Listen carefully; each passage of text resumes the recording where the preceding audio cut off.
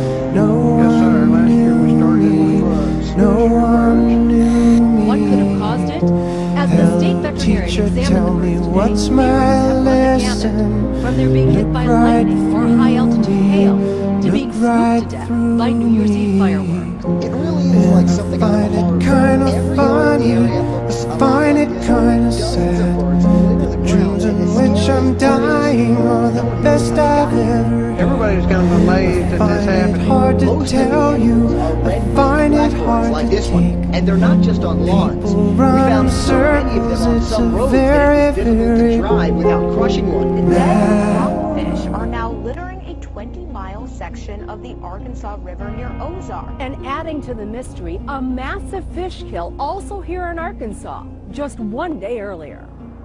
As many as 100,000 drumfish dead along a 20-mile stretch of the Arkansas River.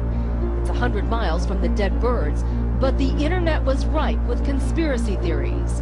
One Twitter user writing, 5,000 dead birds, now 100,000 dead fish. Definitely an alien invasion happening in Arkansas. The experts call it coincidence. Extremely unusual, having two events like this at practically the same time. We don't think that there's any connection whatsoever. To alarming, some have called biblical type events that have many residents wondering what's next. Back now to our top story, a terrible mystery gripping the world right now. Birds, fish, and all kinds of creatures just dropping dead in huge numbers for what seems like no reason. Just in the last 2 weeks, the theories and speculation running rampant. Hundreds of dead seals in Labrador. These seals washed up around Hopedale.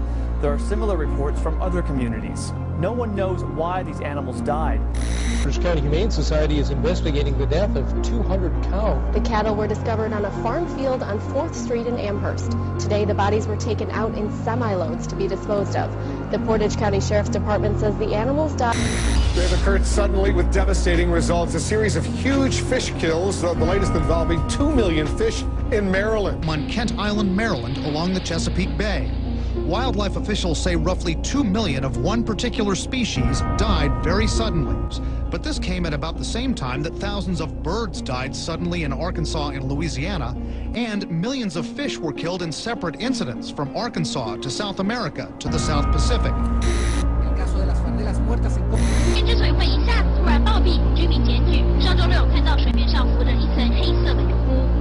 This is all a sign of the apocalypse.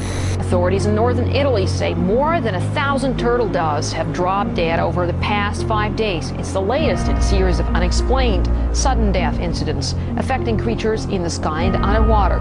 The events have sparked a media frenzy, with doomsday speculators saying it hails the end of the world. 8,000 dead turtle doves in Italy, hundreds of birds dead in Rockwell, Texas, 500 red-winged blackbirds in Louisiana, 100 birds in Sweden, 3,000 dead red-winged blackbirds in Arkansas, several hundred dead in Kentucky. On the fish, several hundred snapper fish in New Zealand, thousands of dead fish in Florida, 40,000 devil crabs in the UK, 80,000 drumfish in Arkansas, 2 million spotted croakers in Maryland in the last 2 weeks. Well, thousands of fish are dead at the mouth of a shipping channel, as well as a dead whale that was reported in Venice today. The species include crabs, stingrays, eel, drum, speckled trouts, and redfish. In the UK, 40,000 velvet crabs littered the coast. Brazil, 100 tons of lifeless fish floated. And in Sweden, jackdaws fell in the dead of the night. Across the world, the bizarre phenomena of creatures raining down or washing up on shore has mystified scientists. The video you're about to see is not a gravel road. Those are the dead fish.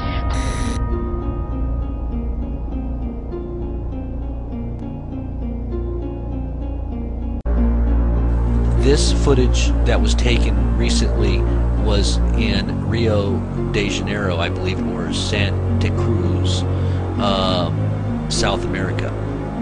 I'm not exactly sure what's happening, but all over the world things are changing. We're talking about environmentally, the weather-related changes may have an effect. Look at all these dead animals, these dead fish. This is in Bolivia, South America. Alligators dead everywhere. Whatever was in the water is coming up dead. This is happening all over the place. It's happening in the United States. It's happening in South America. What is going on? I've got footage of other things happening in the Middle East on some of the beaches where there's just millions and millions of seashells that are just washing up. The dead animals that live within the shells are somehow just washing up on shore. All you see is an ocean of just dead. 200 dead cows in Wisconsin and 7,000 dead buffalo in Vietnam. What is happening? I think the media is, by and large, not blowing it out of proportion. They're actually underestimating how serious it is.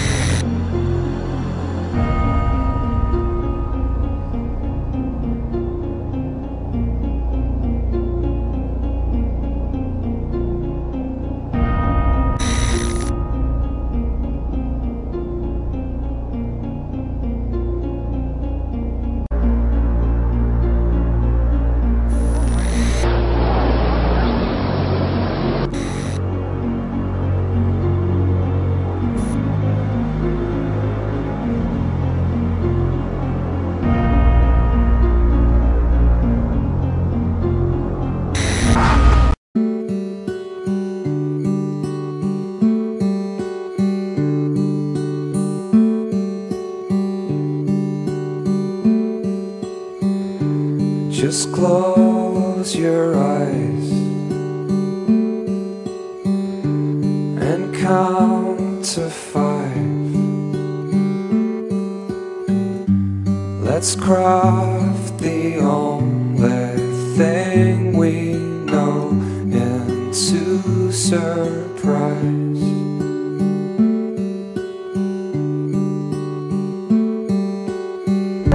Is becoming more inaccurate every day. It's not a result of faulty manufacturing. It's because the North Pole itself is changing. Follow me now. This problem is actually so drastic that workers at Tampa International and Peter Knight airports are rushing to make changes. And Brooks Garner, our meteorologist and local science, do we dare say nerd, spent the day looking into this polar shift. When most people hear North Pole, they think of Santa Claus, and while he'll always be at the very top of the world, there's also a magnetic pole, which is produced by fluctuations or flow of iron and ore. Dr. Chris Connor of USF explains that the constantly moving molten iron acts like a giant car alternator, creating a magnetism on a planetary scale with a magnetic north and South Pole. But over the last few decades, it's been moving, and now it's moved all the way from northern Canada into northern Siberia. Which means what your compass shows as north in Tampa Bay isn't really north. And this is a problem for airports. When a pilot navigates, he needs to find which the correct runway to land in or take off on, so he uses his compass in his cockpit to orient himself. They'll tell him that he's on the correct runway. Robert Burr of TIA says runway 36 originally pointed due north to 360 degrees. Or it did, before the magnetic shift. Now it points just right at 10 degrees north, even though physically it hasn't moved. While the runway in question will always point to the true geographic North Pole, because the magnetic North Pole has now shifted, pilots who use compasses lining up on the runway may think they're in the wrong spot, unless this problem is corrected. So TIA has resolved to paint new numbers to match the pilot compass readings. Now runway 36 is runway 1. But this may only be a temporary fix. Several times per million years, Earth's magnetic pole does a full flip. At first, it becomes disorganized, with new poles popping up in odd places like the equator, bringing the green and red northern lights to the skies of Florida. The last shift was over 700,000 years ago, leaving some to say we're due. Some people have speculated that there's a shift beginning, which may explain this recent fluctuation. But because our lifetimes are a blink of an eye in the geological timescale, it's too soon to tell. I just said I have to backpedal on that nerd comment. I said, oh, he's so cute. No one will think I was really calling you. I just wanted Keith to do his nerd impression because it's so good. Who needs an impression? He's here. No, Brooks. Exactly. Hey, listen, but you said something interesting to me, that birds and wildlife out there could actually be confused by all of this. If, in fact, birds navigate by compass direction, an internal compass, which some theorize they do, if, in fact, the poles shift, it's possible, and this is obviously not going to happen now, but maybe in a couple hundred years or longer, we don't really know. It's possible you could have Canadian geese migrating to Hawaii instead of Canada. Hey, a North Pole could pop over to you have northern lights in the south equatorial regions. It's pretty crazy to think about. Yeah, it's kind of mind-boggling to think about, but it's serious too, especially if the instrument of if you're a pilot, air or sea. I mean, your destination. 10 degrees doesn't sound like a lot, but if you go one direction for 1,000 miles and you're 10 degrees off, that could make all the difference. Absolutely. Well, that's very fascinating. Thank you for clearing that up. You got it. You're saying I'm killing. I love it. I'm just not the same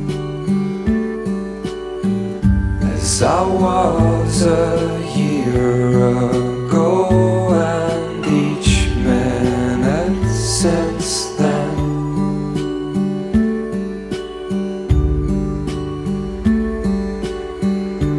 my jumper tears as we take it. They've given me a few minutes just to talk to all of you in our NASA family about emergency preparedness. NASA recently participated in a FEMA exercise called Eagle Horizon that was a part of a continuity of operations and government exercise that we do annually. And I became aware of some things that concern me about our family preparedness, and I wanted to talk to you very briefly. You know, we in NASA, we're an incredibly unique organization. We're the only agency in the federal government that's responsible for the safety and well-being of people not only here on Earth, but off this planet. So my experience in the astronaut office, my experience as an active duty Marine, always talked about the importance of family preparedness and to make sure that we had a viable family support program. And I have concerns that ours right now is not as good as it ought to be. So what I'm asking all of you in the NASA family, whether you're out on the West Coast, here on the East Coast, along the Gulf Coast, up on the Great Lakes, think about the natural disasters that could occur in your area. Think about attacks that could come like 9/11 from outside forces, and talk to your family about your work and what they need to do to prepare for the unforeseen. Develop a family preparedness plan in your house. Have an emergency supply kit available. Most people who live along the Gulf Coast always have an emergency kit for hurricanes. I'm not sure whether people out on the West Coast think about earthquakes and the like, but have an emergency supply kit at your home. Think about a family communications plan. Where are we going to meet if an emergency occurs and we're all over town? What are we going to do? Are we going to call each other on the cell phone? Just think about those things. If you have pets, think about a pet preparedness plan. How are you going to make sure that they're taken care of when you're spread all over the place? And then if you have family members who have special needs preparedness. The most important asset for us to successfully complete our mission is that our people, our families mainly, are taken care of so that we can come to work and feel good that if an emergency arises, our families are going to be taken care of. So I would ask you again, sit with your families, think about what you would do in an emergency situation. I hope that you'll embrace and support the Family Preparedness Program as we all get better prepared to deal with these emergencies. Know your stuff. You know what it is that you're going to do, know what it is that you want your family to do if an emergency arises. But most of all, be prepared.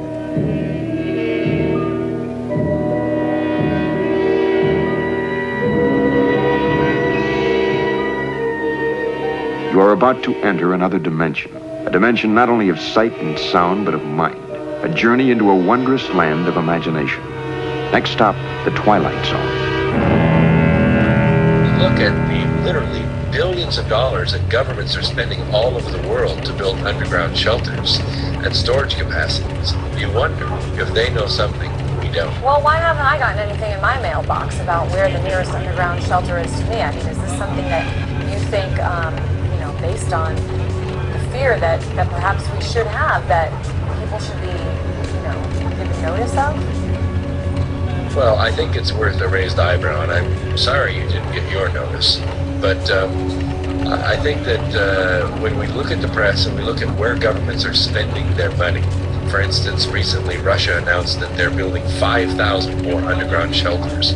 Why? Because they don't have enough shelters for all their people. Against what? And of course, we've been building a lot of them here in this country, and that's also the subject of a lot of conspiracy theories. But if those kinds of shelters are being built, and we have, I just about forgot about this one, NASA's little video warning that went out to all the family of NASA employees to get their food storage together, get their water storage together, have an escape plan so that they can go from where they are to where their family is should the communication systems be knocked out. It's very real.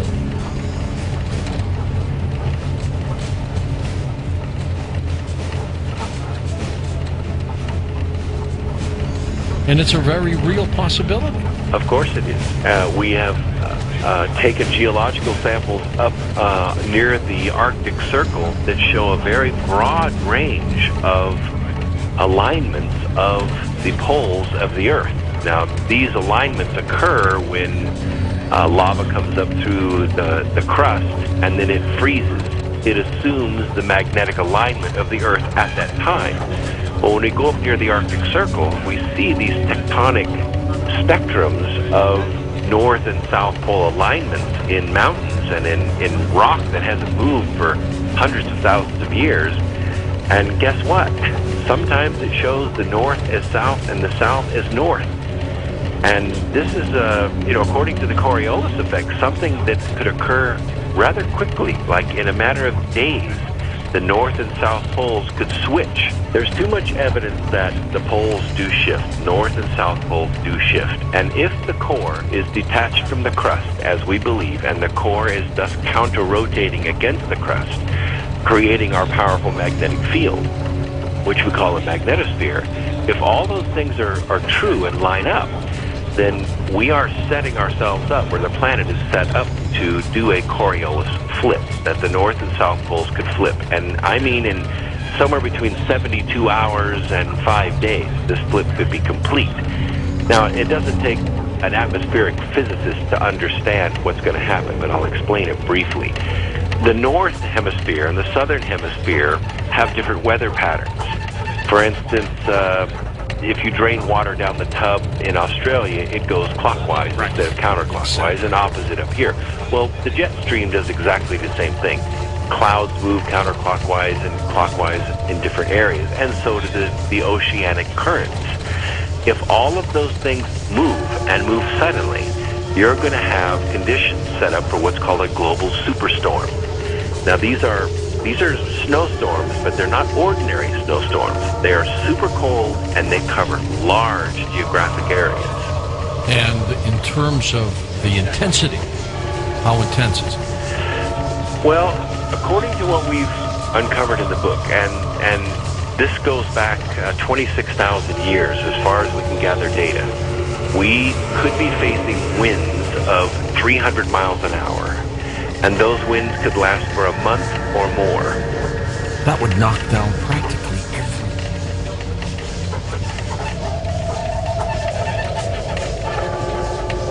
The facts cannot be denied that every 26,000 years our solar system arrives in this neighborhood.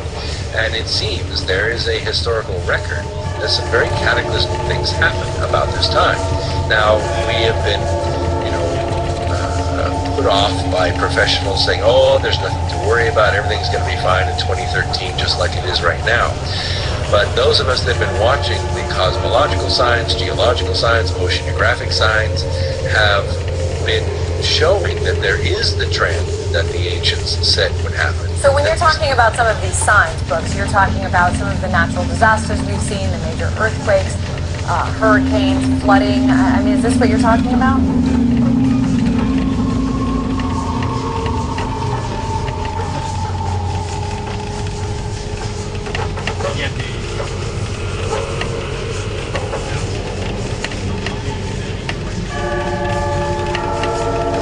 If you're in Miami, Florida, and we have a 20-degree pole shift, you're not going to end up with a really, really bad weather. But if you're in Maine and you got a 20-degree pole shift, you could end up with the weather of Siberia real easy. And when this 10th planet comes through our solar system every 3,600 years, it just causes severe problems on our planet.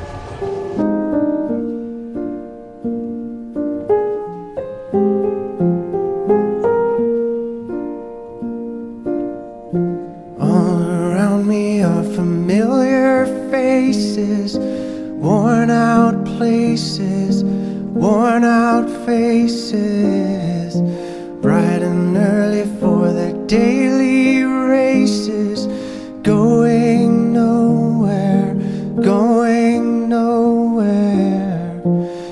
Their tears are filling up their glasses, no expression, no expression. Hide my head, I wanna drown my soul.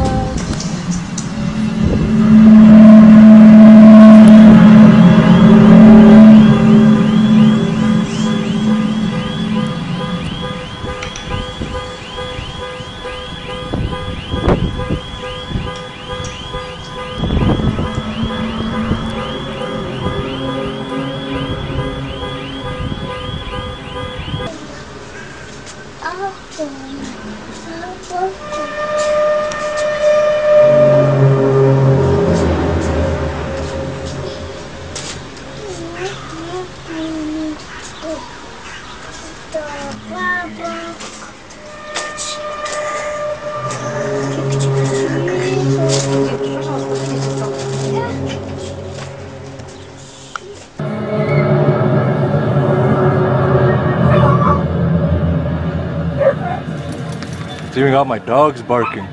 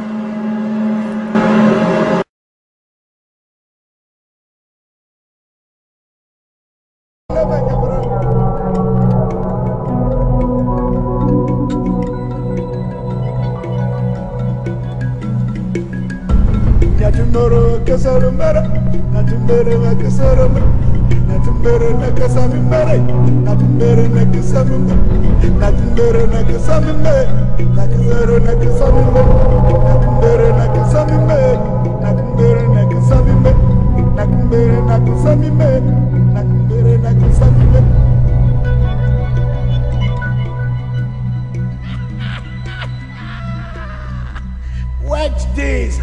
A very deep story is coming from the sky, from the universe. It's coming down. It's coming.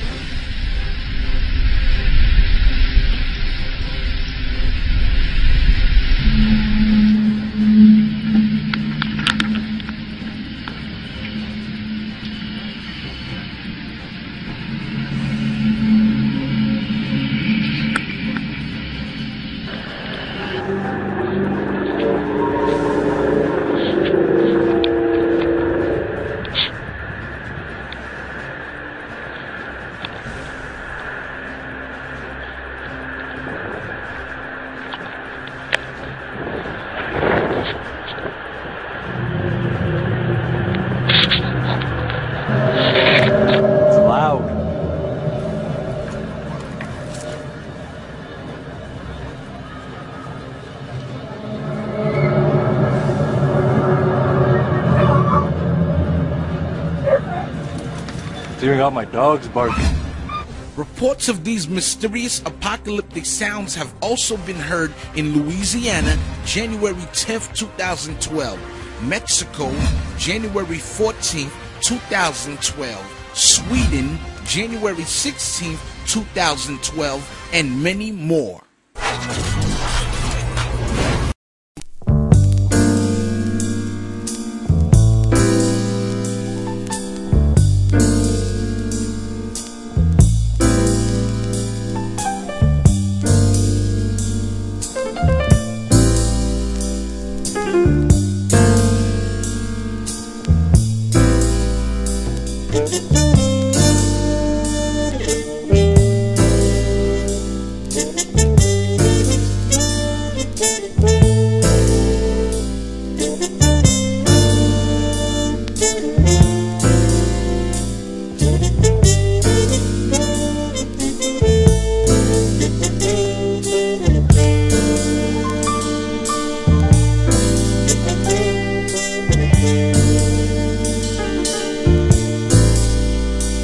So, 2012 is the big date, with the recent fear, curiosity, and excitement over the onset of Armageddon on December 21st, 2012. One can certainly wonder how it's all going to take place.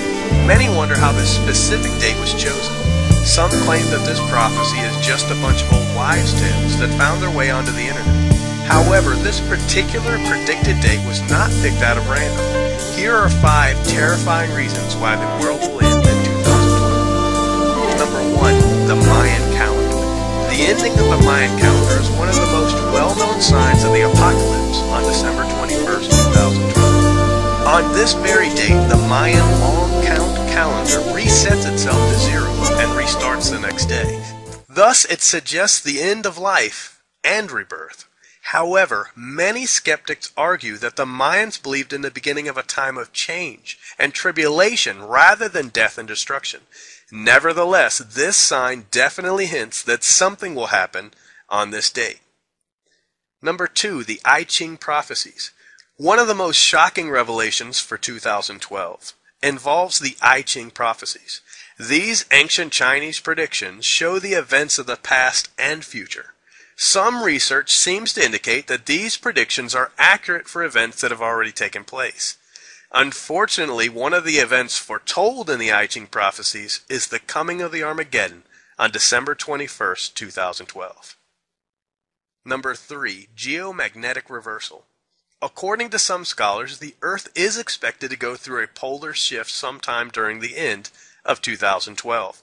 This phenomenon involves the Earth's north and south pole interchanging rapidly. As a result, malfunction and confusion would occur. Animals are expected to lose direction and electronics are expected to break down. In addition, scientists are also expecting major movement of tectonic plates, which could result in natural disasters. Now, this type of event would normally take place over a very long period of time. Yet some feel it may occur abruptly. Number 4, black hole alignment. Another theory involves the alignment of the galactic center. It is expected that the alignment would create a combined effect of gravitational pull between the black hole and the sun at the galaxy's center. Due to the pull, the Earth would likely face many problems. However, this incident has occurred in 1998. Research has shown that the Earth would need to be closer to the Sun in order to face adverse effects. Number 5, the WebBot. Quite a popular program. The WebBot is a series of automated bots that search for specific keywords on the Internet. On finding these keywords, the program searches for a pattern. Apparently, WebBot predicted the September 11th attacks and the tsunami in 2004. Now it has predicted the Armageddon on December 21st, 2012. Now, one can question the validity of these predictions. Nevertheless, it is ironic as to how all these forecasts are pointed to one specific date and come from completely different sources. So, am I saying that the world will end or not? I cannot say because I do not know for sure. I do not think that anyone should completely dismiss the idea of 2012. However, I do not believe that all life will come to an end. Will something happen? Even a catastrophe? I do not know. But the catch is, neither does anybody else.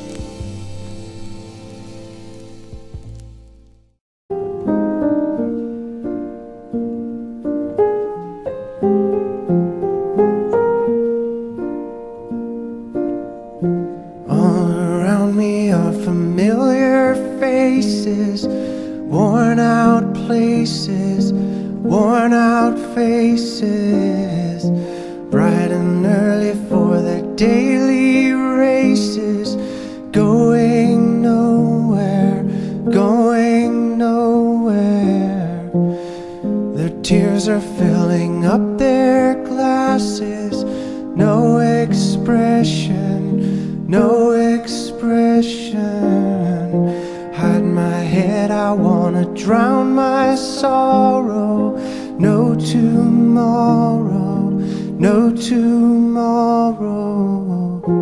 And I find it kinda funny, I find it kinda sad. The dreams in which I'm dying are the best I've ever had. I find it hard to tell you, I find it hard to take. When people run in circles, it's a very, very mad world. Mad world. Children waiting for the day they feel good. Happy birthday, happy birthday. And to feel the way that every child should sit and listen, sit and listen. Went to school and I was very nervous. No one knew me, no one knew me. Hello teacher, tell me what's my lesson. Look right through me, look right through me. And I find it kinda funny, I find it kinda sad. The dreams in which I'm dying are the best I've ever had.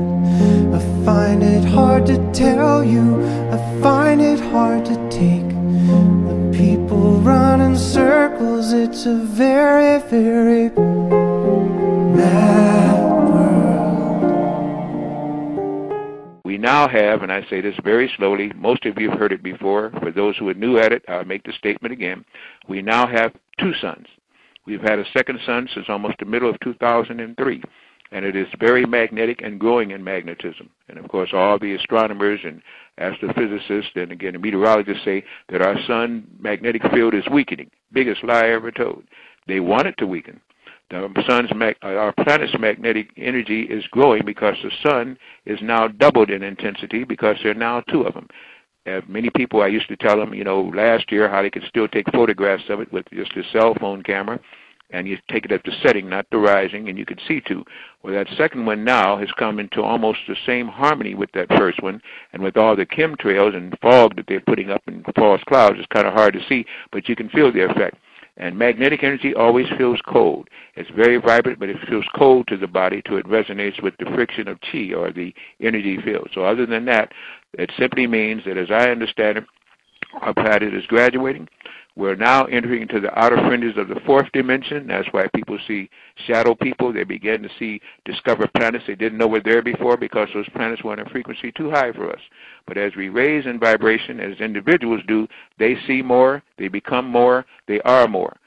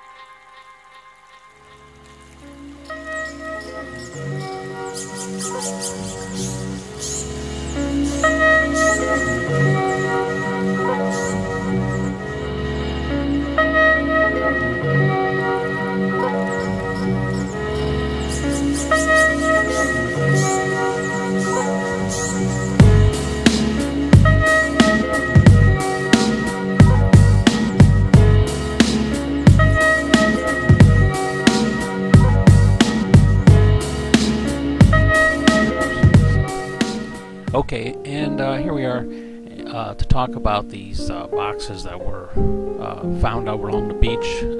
And Zeta has Nancy has Zeta's confirmation on this. She says they're definitely, and through her article here, that they were placed here by the aliens, and there's thousands of them up and down the coast along the fault lines, as she says here. The reason for these is that they have a humming and a glow to them, and they actually are depressing the fault line activity or the earthquakes that are taking place. By doing this, it's slowing down or stopping right for the moment the activity that's going on and the coming of the passing the earthquakes that are taking place. And if we go down here, she said these sealed metal boxes are indeed alien, placed along significant coastlines to abort sudden and jolting plate movements. The number of boxes discovered by mankind, uncloaked and visible, are a minuscule number compared to the total in use, which range in the thousands. Most are underwater. They are supposed to be cloaked so that humans can look right at them and not see them, but mistakes are made in the rush to place the boxes. On occasion, so some are left visible. Have governments removed them and tried to crack them open? Yes, but the boxes disappear from storage without a trace. So she goes on to say that the reason for this is to allow mankind to have the access or the ability to be able to become more and more aware and be prepared spiritually and physically before the passing. So there we have it. There's the mystery. That's what's going on. We're getting help from the aliens. Look right through me. Look right through me. And I find it kind of funny. I find it kind of sad. The dreams in which I'm dying are the best I've ever had. I find it hard to tell you. I find it hard to take. The people run in circles. It's a very, very mad world. Mad world. Enlarging your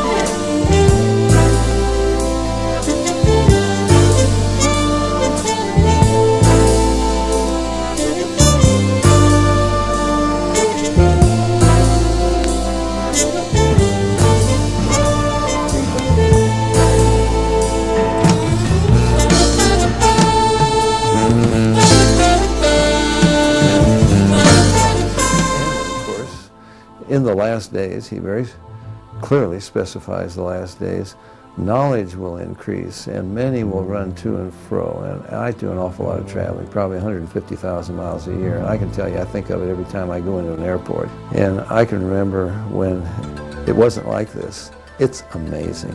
You go into an airport millions and millions of people running to and fro. I mean, I'm off to Europe. I was just the last couple of months, I've been in South America and South Africa, both. It's astonishing. Running to and fro, exactly as the Bible said. And knowledge will increase. I mean, you look at a computer and think what's happening. The explosion of knowledge on the internet, it's exponential. It's beyond what anybody could have ever imagined.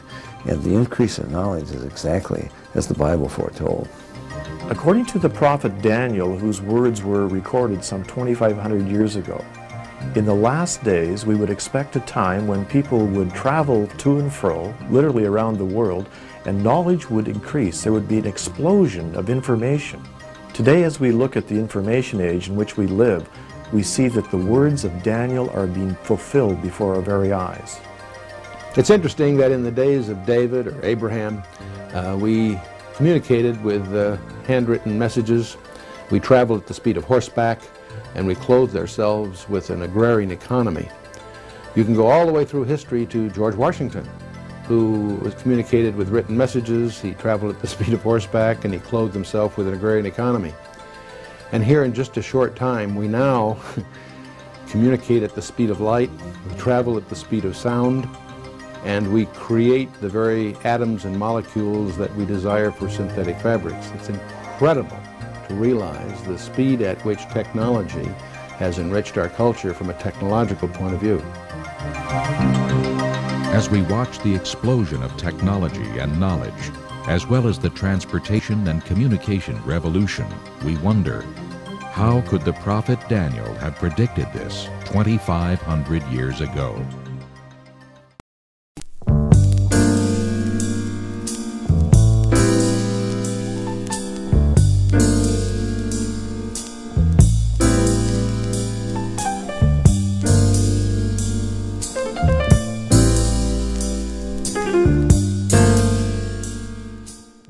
Noah's Ark, of sorts, for plant life, opens in the Arctic Circle today. The facility, dubbed the Doomsday Vault, will house samples of the world's most important seeds as an insurance policy for mankind.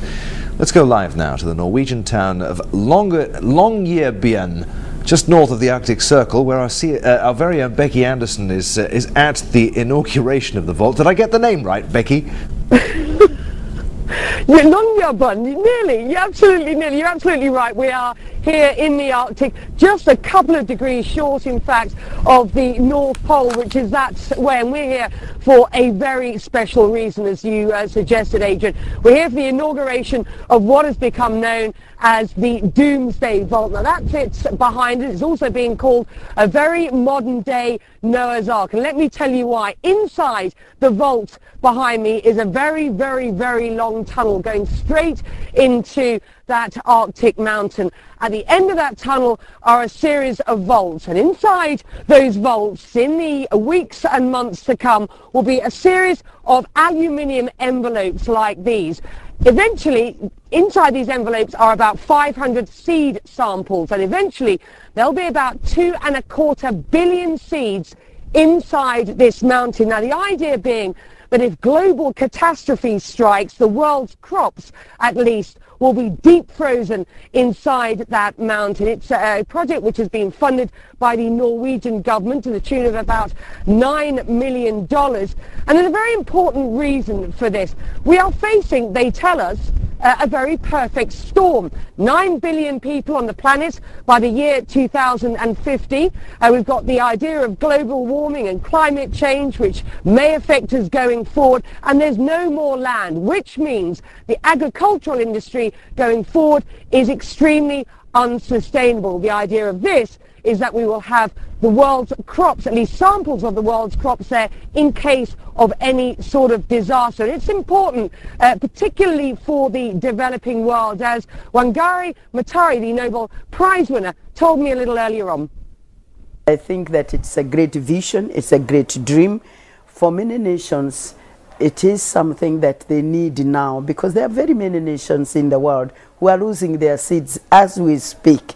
And it would be great to know that their seeds are stored somewhere, they are safe, and tomorrow, if they need them, they are accessible. And let me just put this into context for you, Adrian, before I go, because it's about -35 out here with a wind chill. Consider this. There were something like 7,000 varieties of apple, for example, just some years ago. 6,800 of those are now extinct. It's that sort of number that we're facing, and I'm told that we lose a variety of crop every other day. This is important. This is where our agricultural heritage will be stored going forward, and the seeds in this vault will be stored for something like 19,500 years. So if Doomsday does arrive, as some people suggest it will, as long as Doomsday does arrive, as some people suggest it will, Doomsday does arrive, as some people suggest it will, Doomsday does arrive, as some people suggest it will, Doomsday does arrive, as some people suggest it will.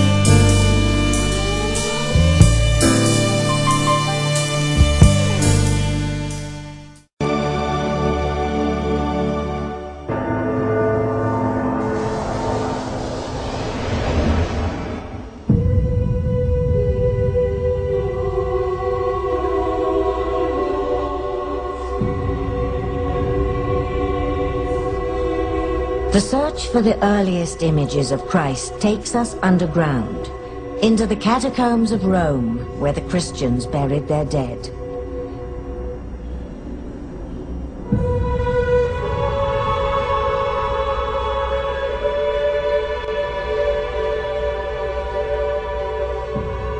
Christ's followers were persecuted, sometimes violently, in ancient Rome, and their religion was outlawed. But the catacombs were known as gathering places for Christians, and tolerated as such by the pagan authorities.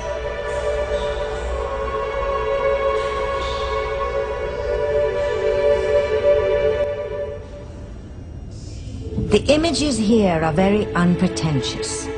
Many are symbolic in nature, others represent in simple form events from the Old and New Testaments. The cross, the most potent and recognizable symbol of Christianity throughout its entire history, appeared in many cryptic forms, here on a tombstone, as an anchor. An equally early symbol of Christ was the fish. The Greek word for fish is an acronym for the Greek phrase meaning Jesus Christ, Son of God, the Savior.